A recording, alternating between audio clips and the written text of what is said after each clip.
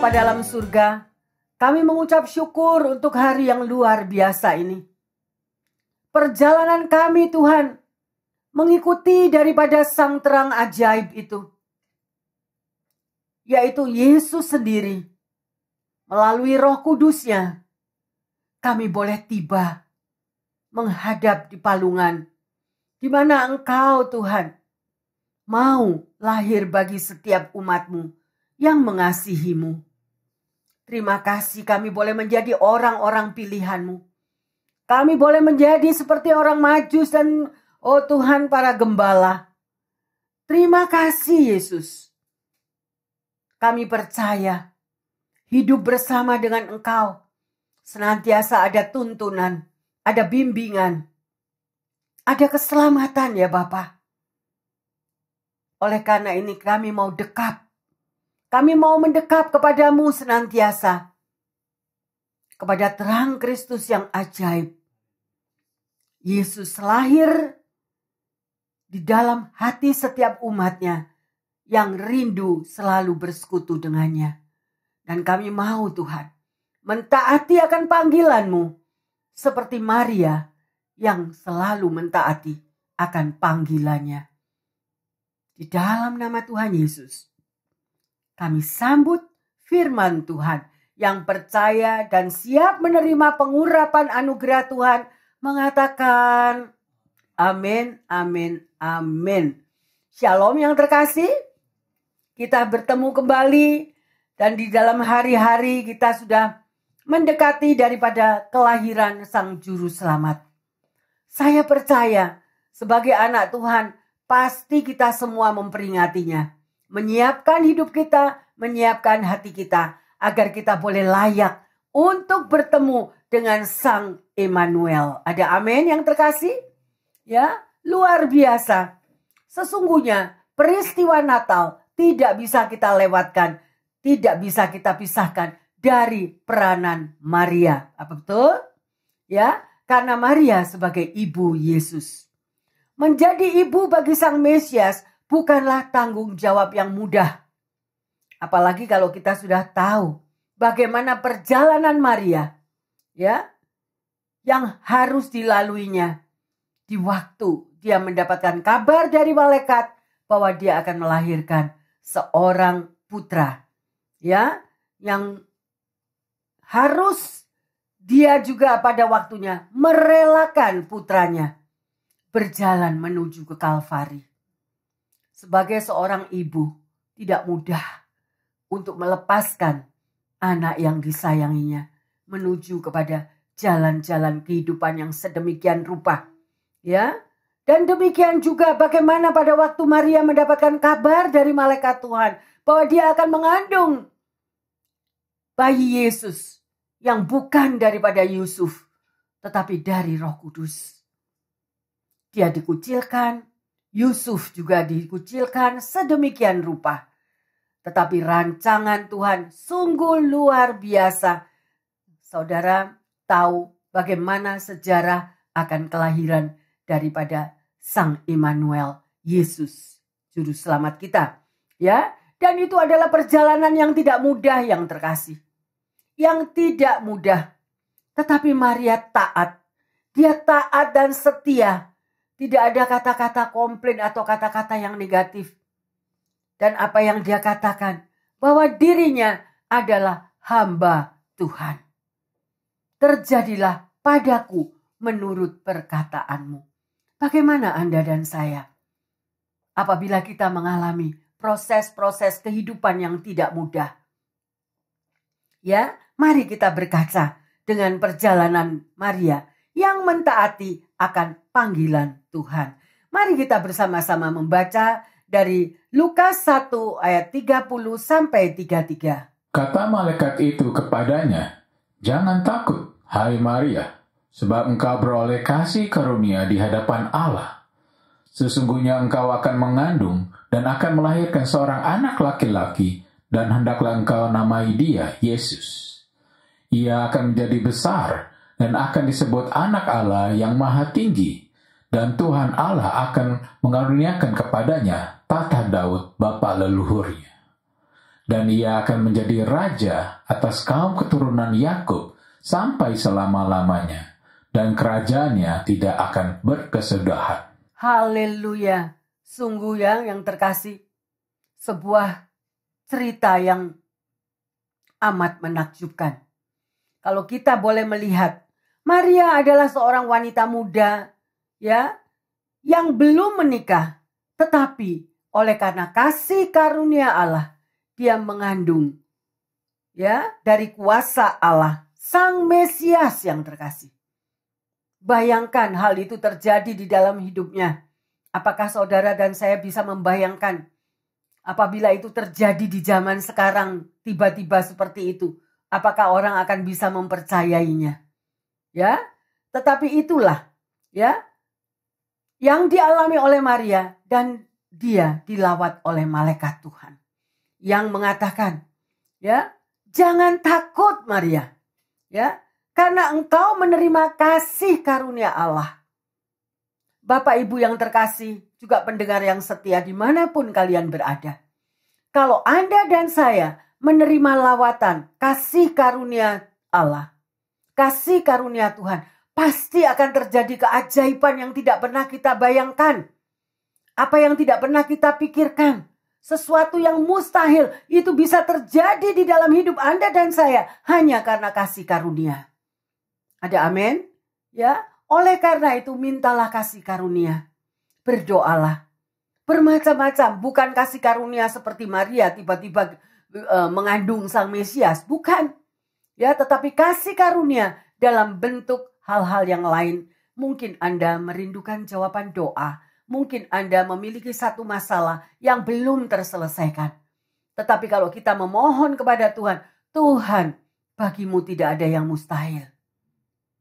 Ya, aku mohon kasih karuniamu terjadi di dalam hidupku. Dan itu akan terjadi yang terkasih.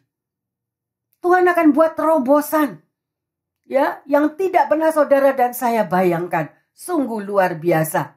Ya, sedemikian rupa apa yang dialami oleh Maria, bahkan dia sampai ditolak, ya, dimanapun, dihakimi oleh orang-orang yang di sekelilingnya. Ya, mari kita mau lanjut di dalam Yesaya 9 ayat yang kelima. Sebab seorang anak telah lahir untuk kita, seorang putra telah diberikan untuk kita. Lambang pemerintahan ada di atas bahunya, dan namanya disebut orang, Penasehat ajaib, Allah yang perkasa, Bapa yang kekal, Raja damai. Luar biasa, apakah kita menghayati kata-kata dari firman ini? Sebab seorang anak telah lahir untuk kita. Nyadar enggak? Untuk saudara dan saya loh Yesus itu lahir. Ya, dan bukan itu saja yang terkasih. Lambang pemerintahan ada di atas baunya. Dia raja di atas segala raja. Dan dia juga disebutkan seorang penasehat yang ajaib. Kalau Anda mengalami berbagai tantangan, gak tahu, lagi jenuh, lagi stres, Tuhan gimana jalan keluarnya? Gak tahu. Tetapi kalau Anda datang kepada Yesus, dia penasehat ajaib. Anda berdoa memiliki hubungan pribadi dengan Yesus. Tiba-tiba akan keluar hikmat dalam pikiranmu. Tiba-tiba di dalam hatimu ada suara yang menuntun. Jangan takut nak, jalan terus.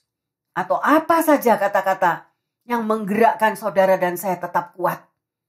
Karena dia adalah Bapa yang perkasa. Sering kali kita lebih mengandalkan kekuatan dunia. Oh, kalau aku punya sahabat seorang pembesar. Oh, kalau aku mempunyai backing orang-orang yang berpangkat apapun tinggi. Ya, semuanya itu akan mengecewakan. Firman Tuhan, jangan hidup mengikuti dunia ini. Tetapi larilah di dalam pelukan Tuhan. Dia adalah Bapa kita, Rajamu, Allah yang perkasa, Allah yang dahsyat. Tidak ada kekuatan di bawah kolong langit ini seperti kekuatan Tuhan Yesus. Ada amin? Biarlah hati kita tergerak saat ini. Bagi mereka yang letih lesu dan yang berbeban berat. Never give up. Never give up. Tetap ada jalan keluar. Mungkin Anda katakan, Bu Pendeta, doa saya sudah 5 tahun. Saya mau hidup saya diubah. Doa saya sudah puluhan tahun. Saya mau sesuatu perubahan yang ajaib. Ayo koreksi diri. Apakah kita memiliki jam-jam relationship dengan Tuhan selalu disiplin? Atau kita taruh Yesus bercakap-cakap dengan dia pada waktu Anda sudah saat-saat terakhir. Kalau sudah gak sibuk, kalau aku punya waktu, ya aku baru berdoa. Kalau aku punya waktu, ya aku mau bersekutu dengan Tuhan Yesus. No, yang terkasih. Prioritaskan Yesus di dalam hidupmu. Kalau engkau tahu bahwa dia adalah penasehat yang ajaib, Allah yang perkasa, Bapa yang kekal, Raja damai. Meskipun kemelutnya di tengah keluargamu, meskipun kemelutnya di tengah pekerjaanmu, meskipun engkau lihat hari depanmu itu berkabut, tidak ada satu yang menjamin. Tetapi kalau engkau setia, engkau memiliki hubungan pribadi dengan Tuhan, dan engkau tahu bahwa Emmanuel tidak pernah meninggalkan engkau dan saya. Engkau tahu rancangan-rancangannya. Aku tidak pernah merancangkan hari depanmu celaka, anakku. Dari mana Anda tahu? Bu Pendeta buat-buat itu firman-Nya. No, semua tertulis di dalam Alkitab. Yeremia 29:11-13 baca. Aku tahu rancanganku untuk kamu.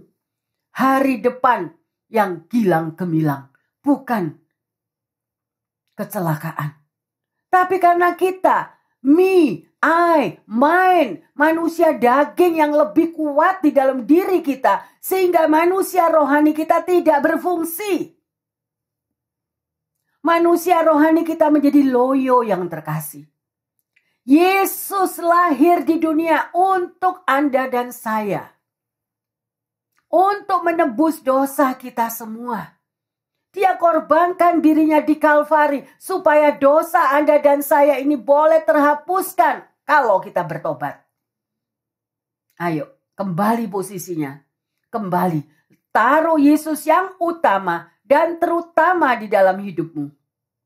Mungkin ada yang mengatakan, Bu Pendeta, saya Kristen 50 tahun. Tapi saya nggak pernah terima mujizat. Nah, banyak itu orang-orang yang sedemikian rupa.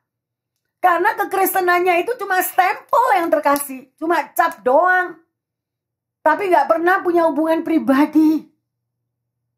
Contohnya misalnya, saudara mengalami kesehatan yang terganggu. Dengan kesehatan yang terganggu, kita harus datang kepada dokter kita untuk dicek lengkap apa yang kurang di dalam kesehatan kita. Supaya tahu di mana titik-titik kelemahan kesehatan kita. Tapi kita nggak ada hubungan. Tahu-tahu kalau kita sakit, kita katakan, dokter, aku punya dokter kok. Tapi kenapa aku sakit? Aku punya dokter spesialis. Tapi kenapa kesehatanku masih terganggu? Lah nggak pernah ketemu dokternya. Nggak pernah punya relationship dengan dokternya. Gimana? Untuk mendeteksi daripada keadaan tubuh kita. Mari yang terkasih berubah. Amin. Menjelang Natal. Sadarlah bahwa engkau dan saya punya Sang Emmanuel. Dan dia menunggu hatimu dan hatiku berpaut lengkap. Berpaut, berpelukan dengan Yesus. Maka hidup kita akan berubah. Utamakan dia di atas segala perkara. Ya, libatkan dia di dalam segala keputusan. Jangan lupa begitu buka mata pagi. Mengucap syukur. Masih sehat. Meskipun tantangan masih ada. Jawaban doa belum terjawab. Percayalah. Sekali lagi. Percayalah. Lihat kepada para gembala. Lihat daripada orang Majus yang datang dari jauh. Orang Majus ini adalah orang-orang yang kaya.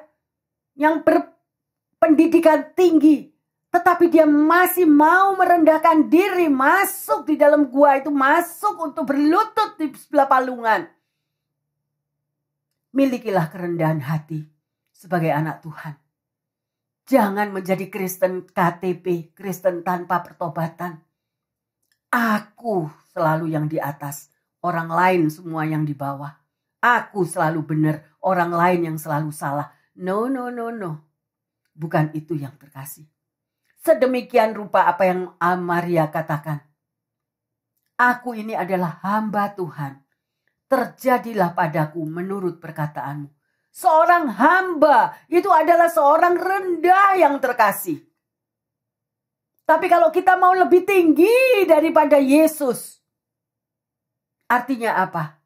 Mengandalkan kekuatan sendiri. Aku tahu kok Bu Pendeta, aku harus jalan ke kiri, jalan ke kanan, aku harus maju ke depan, aku harus businessku harus begini, harus begini. Mengandalkan kekuatan sendiri tanpa melibatkan Tuhan. Firman-Nya mengatakan apa yang terkasih? Terkutuklah orang yang mengandalkan kekuatannya sendiri. Berarti apa? Berarti kita ini harus ada komunikasi, harus ada kerendahan hati, harus tanya kepada Tuhan. Karena Dia penasehat ajaib, supaya jalan kita ini tidak ketatap-tatap terus. Cukup, is enough jalan sendiri. Is enough yang terkasih. Jangan mengandalkan kekuatan sendiri, rugi kita. Biarlah berita hari ini yang disampaikan. Kita mau mentaati apa yang Tuhan katakan. Untuk menjadi seorang murid, kita harus mau belajar. Apa step-step yang harus dilakukan? Ya, merendahkan diri, belajar, membaca firman Tuhan, berdoa, mengucap syukur, membangun hubungan dengan Tuhan sedemikian rupa. Itu adalah kunci daripada segala-galanya. Doa Anda akan dijawab. Ya, lanjut kita di dalam Lukas 2 ayat 14. Kemuliaan bagi Allah di tempat yang maha tinggi, dan damai sejahtera di bumi di antara manusia yang berkenan kepadanya. Anda menyadari kata-kata ini yang terkasih? Kemuliaan bagi siapa? Bagi Allah di tempat yang maha tinggi. Jadi hanya Tuhan yang kita tinggikan. Dan apalagi? Damai sejahtera di bumi di mana Anda dan saya ada dan hidup. Ya, damai sejahtera di bumi di antara manusia. Nah, ada syaratnya yang berkenan kepadanya. Ayo koreksi diri. Pendengar yang setia, dimanapun Anda berada, ayo jangan kita berbantah dengan Tuhan. Jangan kita marah kepada Tuhan kalau doa belum terjawab. Koreksi diri, apakah aku sudah berkenan di hadapan-Mu, Bapa? Apakah aku sudah menyenangkan hati-Mu, Yesus? Kembali lagi, sebagai pengikut Kristus, apa yang Tuhan mau? Sangkal dirimu, pikul salibmu, ikutlah aku. Nah itu kita berkenan. Udah bisa belum nyangkal diri? Kalau masih mengkritiki kiri kanan, ini tidak benar, itu tidak benar, itu tidak bagus, ini tidak bagus. Ayo koreksi diri. Ya, mari yang terkasih. Supaya Anda dan saya memiliki damai sejahtera. Ada enggak? Kalau kadang-kadang kita bangun pagi, udah enggak damai rasanya. Hati sumpek. Rasanya aduh, bad mood. Ya, ada enggak? Pernah enggak? Ayo, kalau itu Anda alami, cepat-cepat berdoa. Ya, ada apa Tuhan? Ya, sedemikian rupa. Damai itu bisa saudara dan saya rasakan kalau hidup kita itu berkenan kepada Tuhan. Ya, sedemikian. Ayo kita pelajari. Ada beberapa hal yang kita harus tahu supaya damai itu dapat kita alami. Yang pertama, kalau kita yakin bahwa Tuhan itu mengampuni dosa kita. Kalau kita nggak yakin kita ini berbuat dosa ya yang terkasih. Hanya Anda dan Tuhan yang tahu. Aku ini dosa apa enggak ya. Nah, syarat-syarat apapun untuk kita hidup benar. Ya, jangan sombong, jangan menyakiti orang lain. Jangan selalu orang lain yang salah. Itu dosa yang terkasih. Nah, kalau orang yang selalu menganggap dosa itu tidak ada, pasti hidupnya nggak ada damai sejahtera. Ketakutan, kekhawatiran, kebingungan, itulah yang terjadi. Ya, jadi berbahagialah mereka yang menyadari akan dosanya, bertobat, berbalik, stop daripada gosip, stop untuk selalu menjatuhkan orang lain. Maka engkau akan memiliki damai sejahtera. Ada amin? Ya, haleluya. Ya, jadi itu yang pertama. Ya, seperti dikatakan di Matius 1 ayat 21. Ia akan melahirkan anak laki-laki dan engkau akan menamai dia Yesus. Karena dialah yang menyelamatkan umatnya dari dosa mereka. Hanya Yesus yang sanggup menyelamatkan Anda dan saya dari dosa. Asal kita bertobat, berbalik dari gelap menghadap terang. Udah, jangan lagi memikirkan hal-hal yang negatif yang orang lain perbuat, bukan urusan kita. Ya, yang terkasih, yang penting diri kita dengan Tuhan. Milikilah hubungan pribadi yang benar. Ya, karena dikatakan sang juru selamat. Why? Kenapa? Karena Yesus menyelamatkan saudara dan saya dari bencana besar. Mungkin Anda tanya, bencana besar apa, Pastor? Bencana itu adalah dosa. D-O-S-A. Kalau kita ini udah jatuh di dalam dosa, maka kita akan dikejar oleh dosa dan kita nggak ada damai sejahtera. Tetapi ada orang yang meremehkan dosa. Dianggap nggak apa-apa. Menonjolkan diri sendiri itu nggak apa-apa. Mencela orang lain itu nggak apa-apa. Merendahkan orang lain itu nggak apa-apa. Nah, ini mengapa? Karena dosa itu sudah tidak berarti buat dia. Udah kebal. Kebal mah dosa. Udah imun. Pokoknya aku yang wah. Orang lain yang tersakiti, dia nggak berasa. Ada atau ada yang terkasih? Ayo koreksi diri. Firman Tuhan itu selalu mengingatkan kita, ya, sedemikian rupa. Ya, jadi yang pertama, Anda dan saya bisa memiliki damai sejahtera kalau kita dosanya diampuni. Ya, kita datang kepada Tuhan. Ya, saudara, ada sebuah cerita, yaitu Presiden Abraham Lincoln. Pada waktu itu dia pergi ke sebuah penjara. Karena di setiap tahun itu ada satu kali orang-orang itu ada yang diampuni. Dan pada waktu dia berjalan-jalan di dalam penjara itu, dia masuk dari kamar sel tahanan yang pertama, yang kedua, yang ketiga. Orang-orang itu pada berkata, Pak Presiden, saya tahu engkau presiden, please bebaskan saya. Karena saya orang baik, saya orang gak berdosa, saya gak berbuat salah. Teman-teman saya yang jahat sehingga memasukkan saya di dalam penjara. Maka pergilah Presiden Abraham Lincoln ke sel yang kedua. Hampir sama. Pak Presiden, tolong bebaskan saya. Saya tidak bersalah. Saya banyak memiliki kebaikan dan saya banyak menolong orang.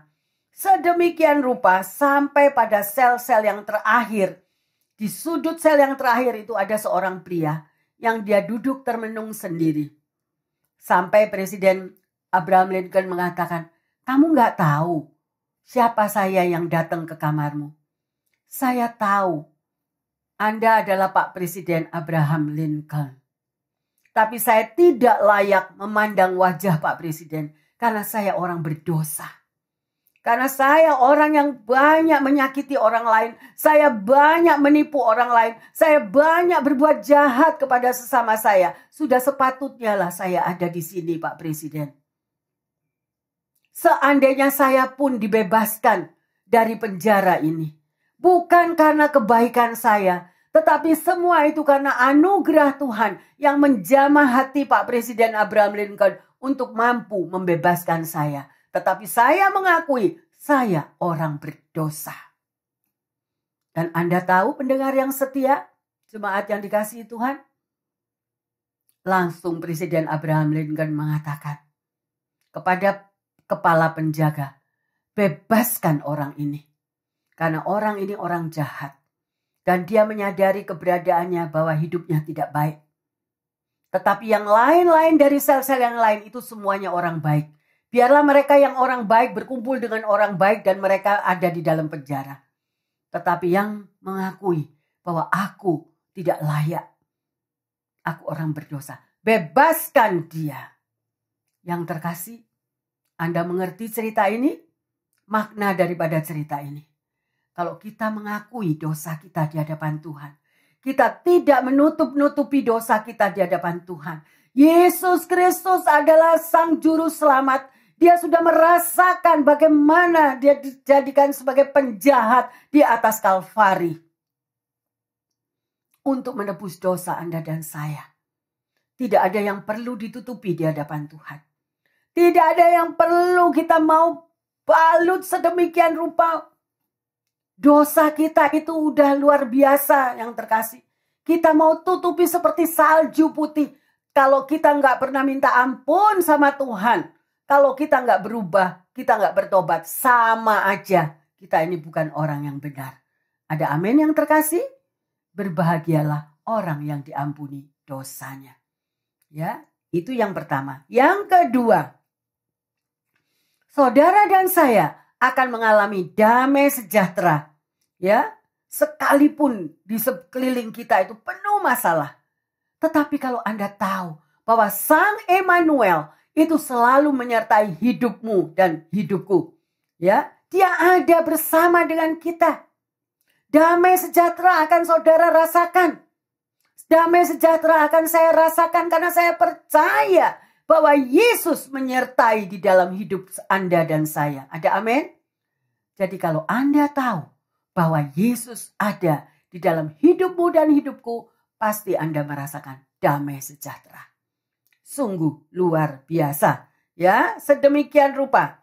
Kan juga dikatakan, kalau Tuhan ada di pihak kita, siapa yang berani melawan? Itu firman Tuhan yang mengatakan ya. Yang terkasih, ada satu kisah di Afrika. Kalau anak itu menanjak umurnya dewasa, oleh orang tuanya mereka dibawa ke hutan di malam hari dan mereka diikat di sebuah pohon. Dan anak itu akan biasanya ketakutan dan berteriak-teriak, menangis supaya dia dilepaskan. Karena dia takut dimakan oleh binatang buas. Dia takut kalau diterkam ya oleh beruang atau ada ular yang akan memanggut dia. Tetapi tidak peduli oleh orang tuanya, dia tetap dibawa ke hutan dan diikat di pohon tersebut. Dan dia menangis menjerit-jerit sedemikian rupa. Dan pada waktu menjelang fajar, mulai matahari bersinar, anak itu melihat, loh, rada jauh dari tempat dia diikat, ada bapaknya yang dengan siap membawa pedang dan panah untuk menjaga dia semalaman.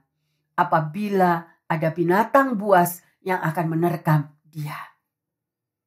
Yang terkasih, Sang Emmanuel selalu menyertai hidupmu dan hidupku.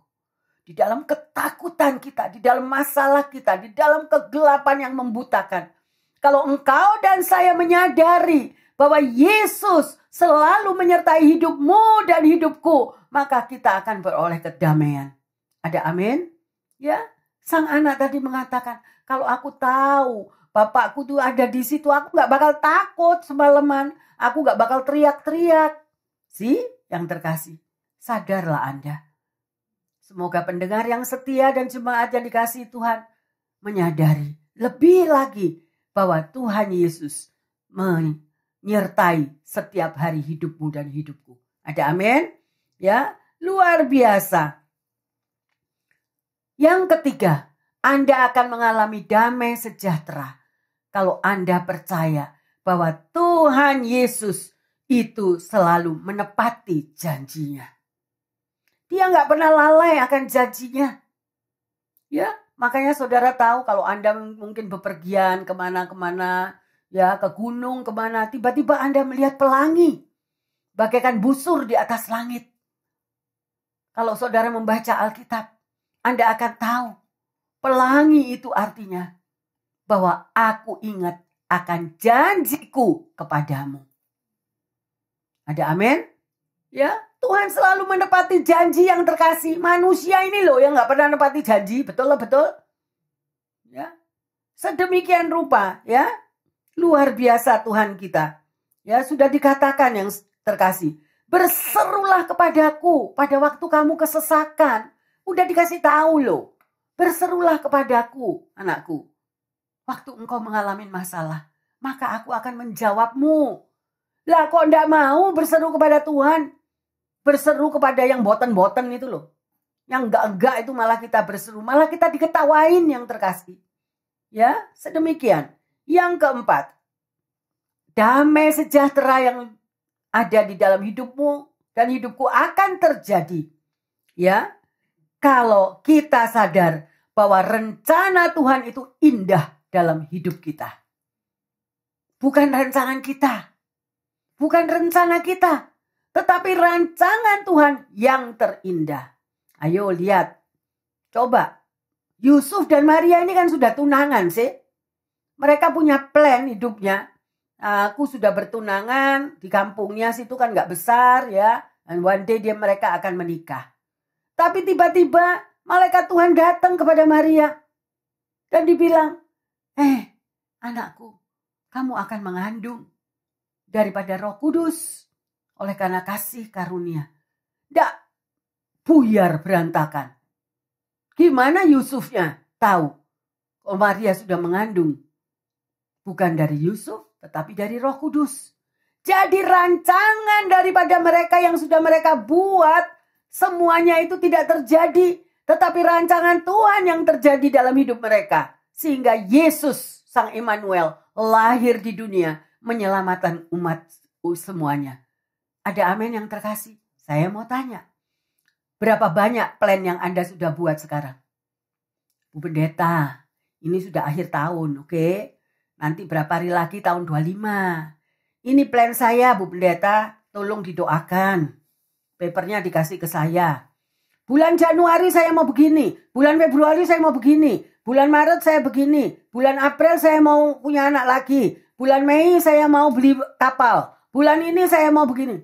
Sudah ditulis tahun 25, dari Januari sampai Desember planningnya banyak. Salah? Enggak salah. Saudara boleh membuat rancangan, saudara boleh membuat rencana, tetapi libatkan Tuhan di dalam segala keputusan. Amin. Sebab kalau keputusan itu enggak, saudara boleh mereka-reka, aku mau menikah dengan perempuan yang ada di kutub utara. Pastor udah belum tahu kan, matanya biru, bola, besar, cantik. Kalah Miss Universe. Kalau bukan daripada Tuhan, semuanya batal. Betul? Makanya kuncinya yang terkasih. Milikilah hubungan pribadi dengan Tuhan. Jangan mengandalkan mindset kita.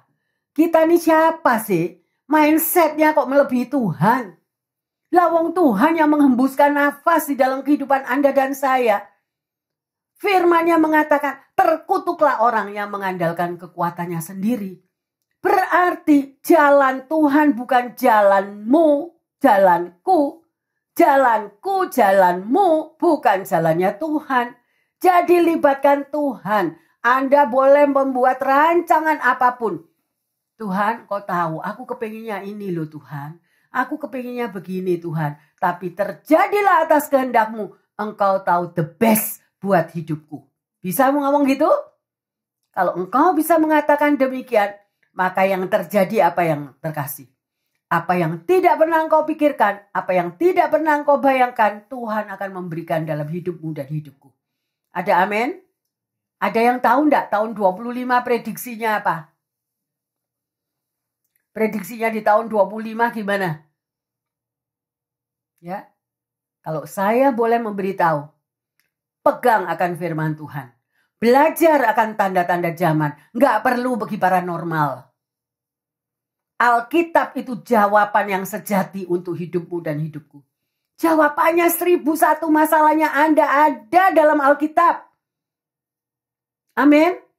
Ya, itu luar biasa yang terkasih. Dan pengucapan syukur. Masa depan Anda tergantung pikiran Anda.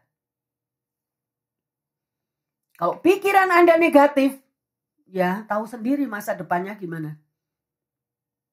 Tapi kalau kita berdiri atas firman Tuhan, bahwa kita tahu rancangan Tuhan di dalam hidupku, sekalipun ada masalah, Tuhan tetap memberi yang terbaik. Mungkin ada yang terpleset, mungkin ada yang jatuh, tetapi tidak akan tergeletak. Itu janji Tuhan, amin. Ayo yang terkasih, jangan mau jadi Tuhan sendiri kok nyerobot. Kalau mau jadi Tuhan sendiri itu namanya nyerobot, ya yang terkasih. Jangan, ayo, luar biasa. Rancangan Tuhan adalah rancangan yang terbaik. Ya, ayo, pernah buka baca buku cerita enggak? Saya dulu waktu sekolah minggu, saya masih ingat ada cerita. Cerita tentang 3 pohon. Tahu?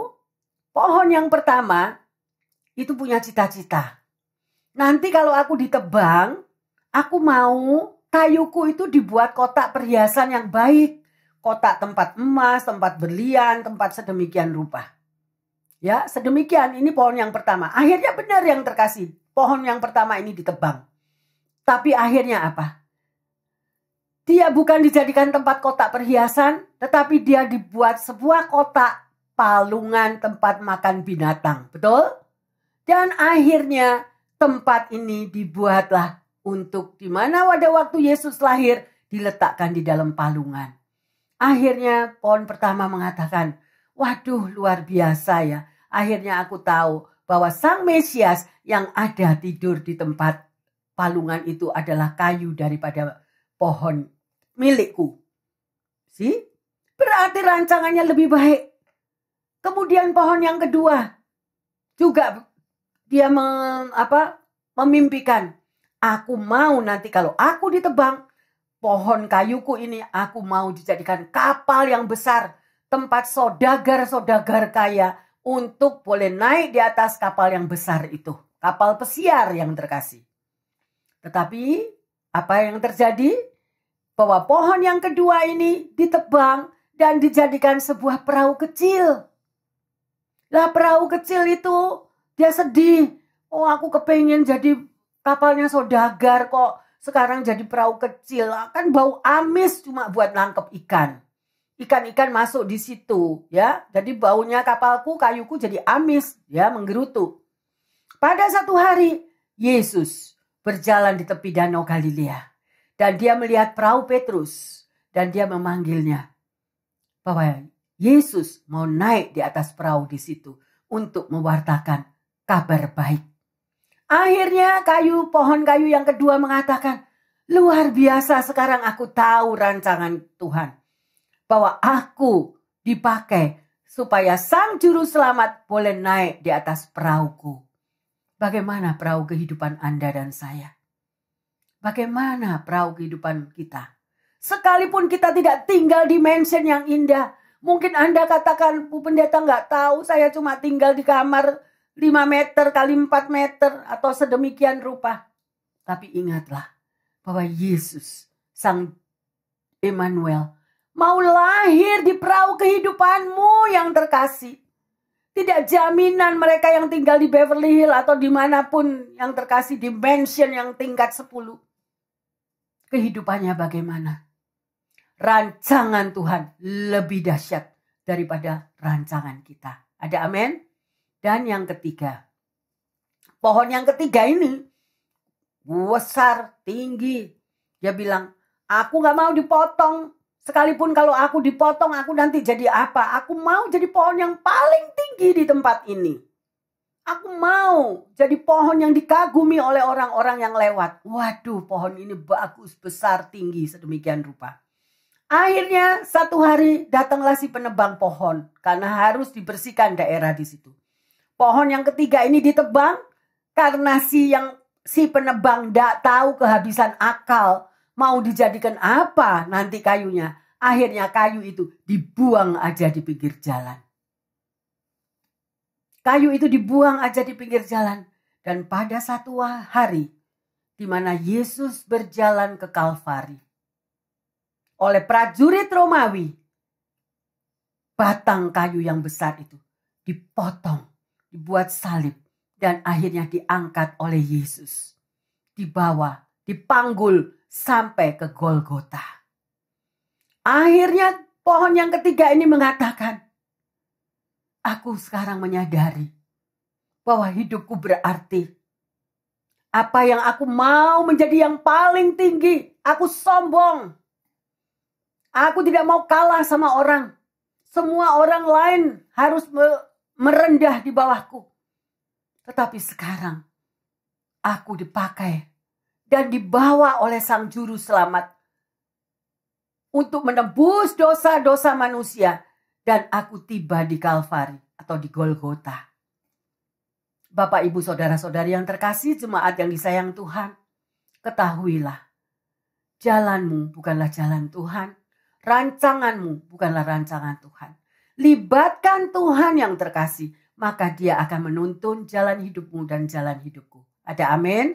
Haleluya, ya, yang terkasih, sungguh luar biasa. Ya. Dan yang kelima, Anda akan menerima damai sejahtera di dalam hidupmu kalau kita mau dipakai sebagai alatnya. Sering kali kita berontak kalau kita untuk melayani Tuhan atau melayani sesama. Padahal Yesus menyerahkan hidupnya. Dia tidak memiliki apapun, tetapi hidupnya hanya untuk orang lain.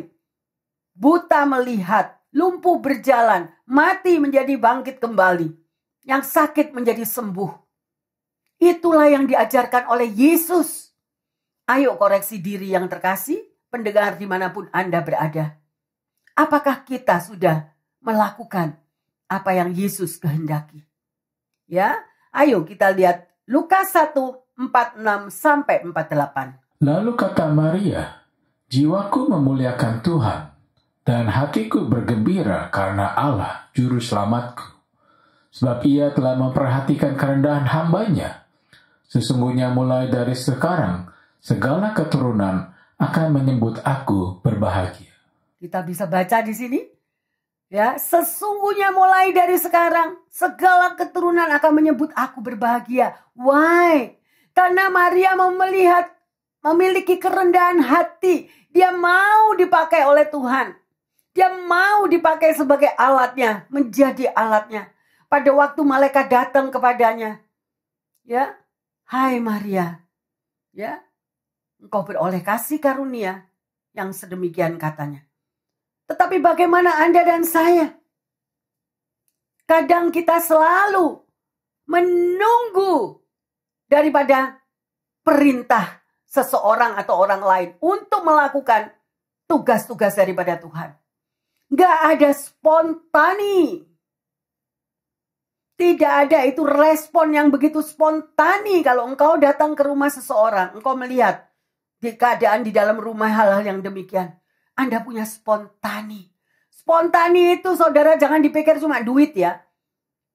Karena dunia ini sudah rusak karena kata-kata DUIT itu.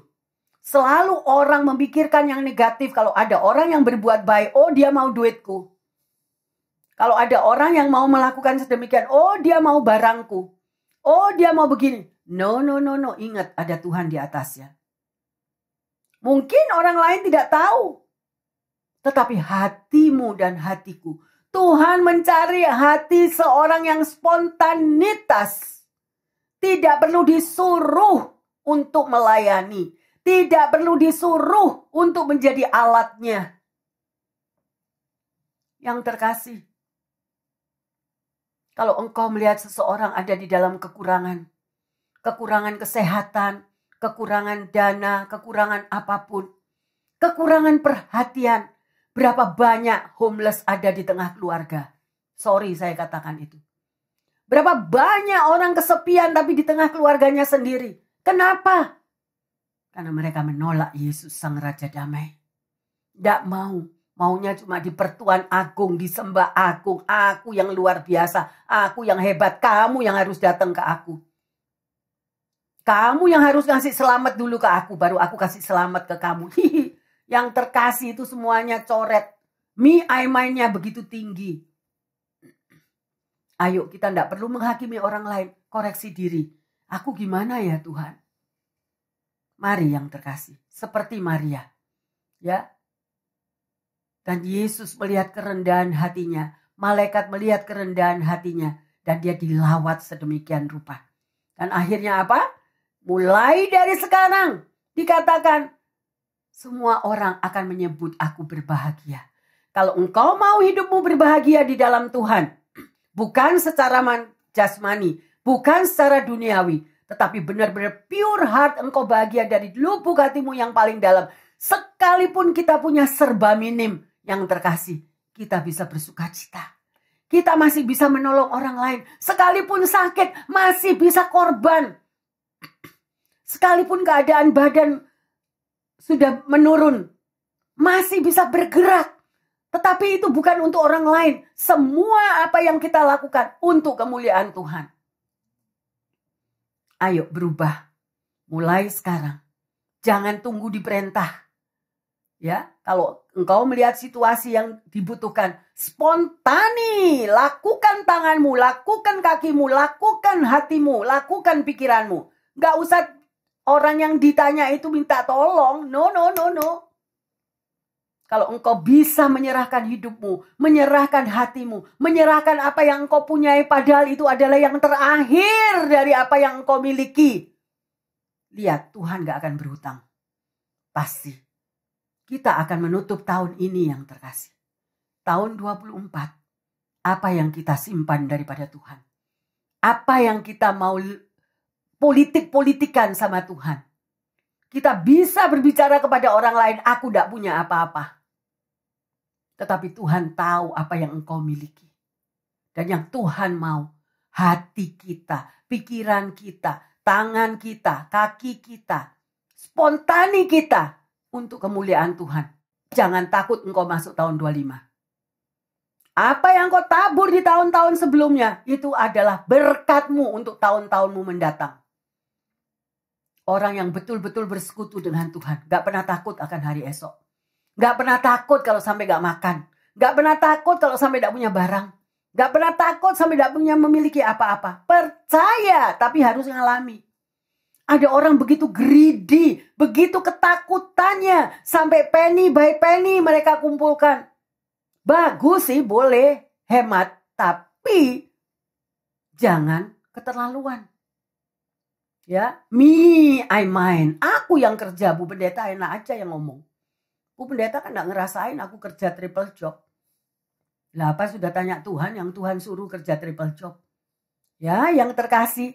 Sungguh luar biasa yang terkasih. Hari ini kita sudah belajar bagaimana kita mau mentaati panggilan Tuhan seperti Maria. Amin.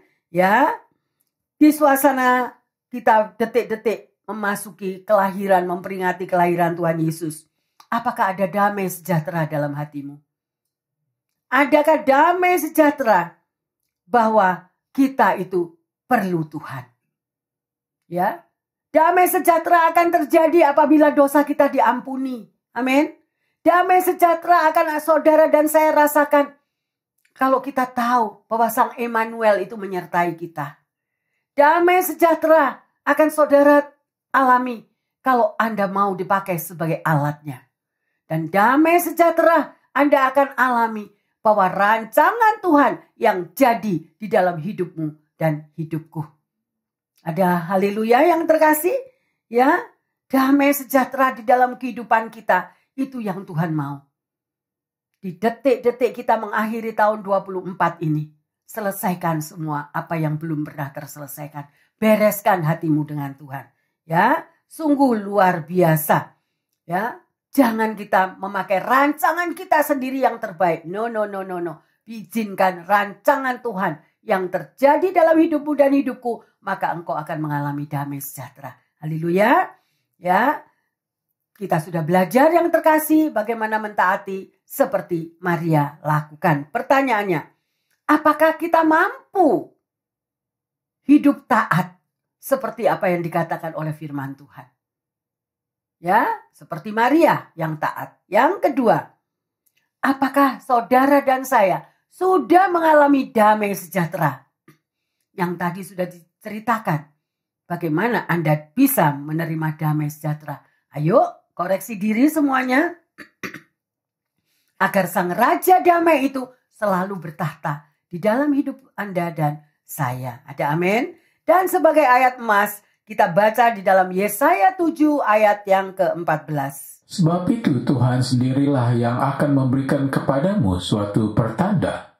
Sesungguhnya seorang perempuan muda mengandung dan akan melahirkan seorang anak laki-laki. Dan ia akan menamakan dia Immanuel. Haleluya yang terkasih.